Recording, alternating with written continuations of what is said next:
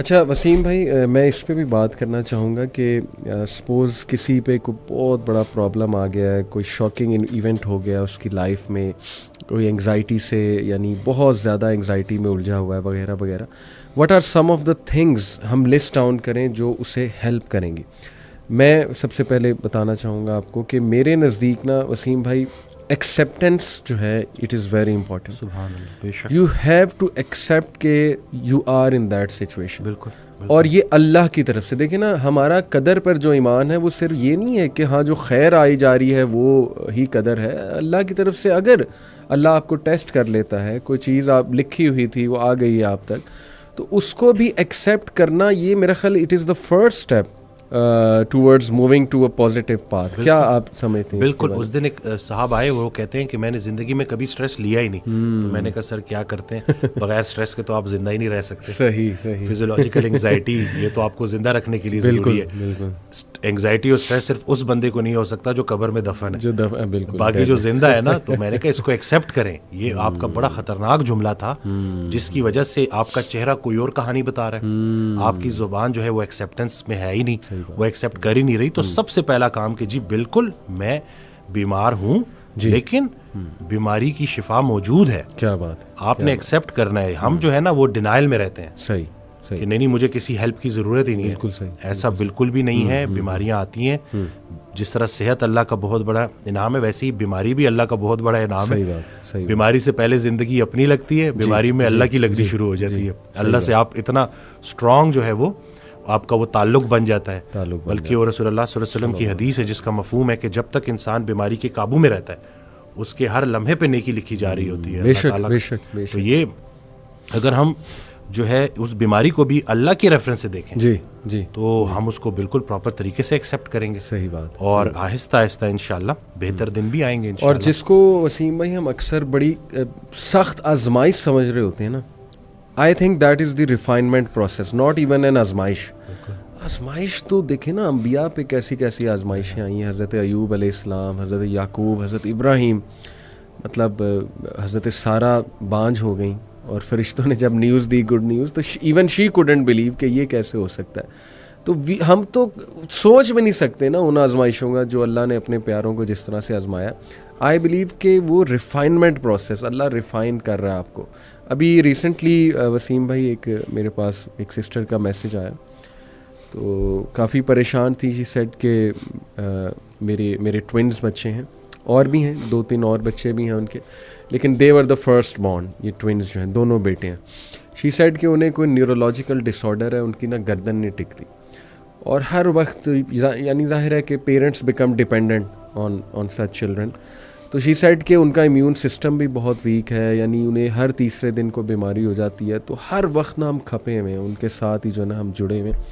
And she was saying कि मुझे नहीं यकीन आ रहा ये मेरे साथ हो गया, और मैं क्वेश्चन करती हूँ इसको, डेली क्वेश्चन करती हूँ कि ये क्यों हुआ मेरे साथ, और मैं अल्लाह से भी पूछती हूँ कि मेरे साथ क्यों। और आहिस्ता आहिस्ता मैं अल्लाह के बारे में थोड़ा सा नेगेटिव भी जो है ना वो होती जा रही हूँ। सबसे पहले तो मैंने अप्रिशिएट किया कि आपने अपनी वो दिल की एक वो सही ख्यालात जो हैं उनको सामने रखा है, ज़ाहिर है इट्स इम्पॉर्टेंट। लेकिन फिर मैंने उनका कहा कि देखिए, सबसे पहले यू हैव टू एक्सेप्ट कि you are in this situation and it is from Allah सुब्हानहू व तआला। ये लिखा हुआ था आपके लिए कि आपके बेटे उनको ये इशू होगा। सबसे पहले उसको एक्सेप्ट कर लें एक ठंडी आह भर के। उसके बाद ये सोचें कि ये अल्लाह सुब्हानहू व तआला की तरफ से ज़रूर इसमें को खैर। और फिर मैंने उन्हें कई खैरें गिनाई। एक तो ये कि देखें, मैंने कहा जो ऐसे बच्चों की कफ़ालत करते हैं जो अल्लाह की तरफ से एक आजमाइश है, तो ऐसे बच्चे तो वैसे ही पुल सिरात से उनके लिए एक जो है ना वो आप कह लें कि निजात का बाइस बने। हदीस में अल्फाज हैं इस तरह। दूसरा ये कि एक एक मौके पे आपके गुनाह झड़ रहे हैं, यानी अल्लाह को पता है ना ये मेरा बंदा हर वक्त परेशान और खपा हुआ है, तो अल्लाह आसानी भी पैदा करेगा। हो सकता है आपको वो अभी समझ आ जाए कि ये क्या था मकसद इन बच्चों का, हो सकता है आपको क़यामत वाले दिन दिखाए अल्लाह। तो ये तो इंसान कभी नहीं कह सकता ना कि नहीं जी I am destroyed, I am doomed and I am gone. कई लोग हैं वसीम भाई, मैंने उन्हें मिसाल दी उनकी कि अगेन ये भी मिसाल मेरे वो जो क्लोज़ रिलेटिव हैं उन्होंने ही बताई, उनसे मेरी ये गपशप लगी रहती है माशाल्लाह, जैसे अभी आपसे लगा रहा, तो उनके पास भी काफ़ी एग्जांपल्स होती हैं, तो बड़ा मज़ा आता है उनके पास बैठ के। उन्होंने अपने एक और दोस्त की बात बताई कि उनको जो पहला बेटा हुआ वो हैंडीकैप था। और डॉक्टर्स ने जवाब दे दिया कि जी ये या तो इसे वेंटिलेटर से उतार देंगे हम, ठीक है, तो ही इज़ डेड, जब बिल्कुल छोटा था, या ये कि इसका हम थोड़ा बहुत इलाज करते हैं लेकिन he will be handicapped for life, कोई उसको रेयर डिजीज़ थी। इस साइड के नहीं हमारा इस पर बिलीफ नहीं है कि मार दिया जाए। मर्सी किलिंग आपको पता है वेस्ट में एक पूरा कॉन्सेप्ट है। ही साइड के नहीं, मुझे कबूल है ये बच्चा। और वसीम भाई वो कहते हैं कि मैंने आज तक उस बंदे के मुंह पे शिकायत नहीं देखी, and he loves his son so much. 6 साल 7 साल का वो बच्चा हो गया, यानी वो इतनी एफर्ट कर रहा है ना वो बंदा अपने बच्चे के लिए। उसने घर भी ऐसा ख़रीदा जिसमें लिफ्ट लगवाई, ठीक है, वो लिफ्ट से अपने बच्चे को नीचे लाता है, गाड़ी में सीट ऐसी बनवाई कि उसका बच्चा बैठ सके कंफर्टेबल, यानी he is doing so much for his child. Do you think Allah ताला उसकी तमाम एफर्ट्स वेस्ट कर देगा? अल्लाह ताला उसको जज़ा नहीं देगा। अल्लाह कहता है कि ज़र्रा बराबर भी नेकी करोगे ना मैं सामने ले आऊँगा, और ज़र्रा बराबर भी बुराई की होगी मैं उसको भी सामने ले आऊँगा। और अल्लाह कहता है कि इस मोहसिनीन को तो अल्लाह फिर ऐसे रिवॉर्ड करेगा कि आप जो है वो सोच भी नहीं सकते। तो देखें ऐसी मिसालें भी हैं वसीम भाई कि who are in that situation boldly and bravely they have accepted that situation. We have to be brave in life. कभी कभी ना एक जुमला ही वसीम भाई काफ़ी होता है किसी के लिए। मेरे एक दोस्त हैं, उनकी बेटी जो हैं इकलौती बेटी हैं, उनको खुला मतलब अभी रिसेंटली ओनली बड़ा उनके साथ हादसा हुआ, बहरहाल वो जो भी मामला था, लेकिन ये कि बड़े दुखी थे। तो उन्होंने मेरे से काफ़ी डिटेल में बात की। तो अभी रिसेंटली मैं उनसे मिला ना तो बड़ा खुश थे माशाल्लाह। और ख़ुद उन्होंने बताया कि अली भाई यकीन करें आपका एक जुमला जो है ना वही मेरे लिए काफ़ी था।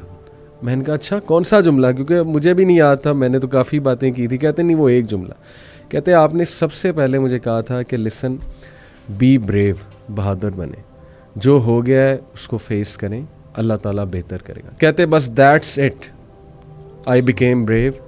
अल्लाह से मैंने कहा अल्लाह मुझे बहादुर बना दे, मुझे सकत दे दे ये सिचुएशन एक्सेप्ट करने की। और फिर कहते हैं कि अल्लाह सुब्हान ताला ने ऐसा सुकून, ऐसा गिना और ऐसी सकत दी कि मैं भी हैरान हूँ। माशाल्लाह हम मुस्करा रहे हैं अल्हम्दुलिल्लाह। उस दिन एक खातून आई थी, उनका जिक्र अगर मैं भूल जाता तो क्योंकि मैंने उनसे अच्छा हुआ मुझे याद आ गया जी कि आई तो इस तरह था कि उनके वालिद की डेथ हुई, उनकी वालदा की डेथ हुई, उन्होंने अपने वालिदैन की बड़ी खिदमत की, फिर वो अकेली हो गई, मैरिड नहीं है। तो मुझे कहती हैं कि डॉक्टर वसीम वो टाइम जिस वक्त मेरे गुमराह होने के चांसेस सबसे ज़्यादा थे, फिर मुझे कुछ लोग मिल गए। अच्छा। और मेरी जो रात है वो अल्लाह और अल्लाह के हबीब सल्लल्लाहु अलैहि वसल्लम के जिक्र से जो है ना वो रोशन हो गई। क्या बात। तो आपने जब भी जाना है ना तो आपने एक मोहम्मद अली भाई के सामने ये बात करनी है, सुभान अल्लाह, और दूसरा तोहा इब्न जरीर। कहते हैं कि उनकी जब नई वीडियो माशाल्लाह आती है माशाल्लाह तो मेरे लिए वो ईद का समा होता है। क्या बात, क्या तो बात। मैंने जो है आपकी बात करवे कर अल्लाह अकबर, अल्लाह अकबर। ये बस अल्लाह ताला ने ही हमें कुछ अच्छी चीज़ें वसीम भाई हम हमारे मुंह से कहलवा देते हैं। अल्लाह हमारा कोई कमाल नहीं है, और इन सिस्टर में बड़ी खैर होगी।